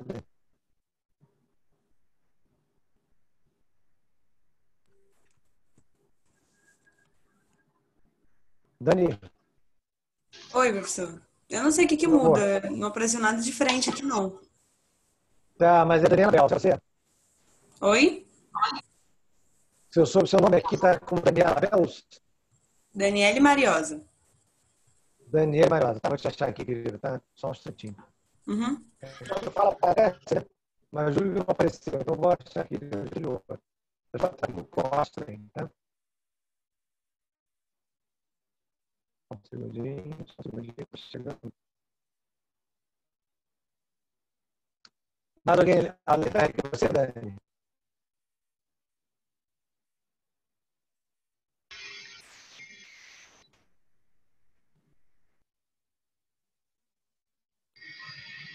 Aqui, Dani. Vamos lá. Então, você vai ficar com o rosto também, tá, Dani? Ok. Tá? Desculpa para não atrapalhar vocês. Boa gravação também, tá? Boa gravação.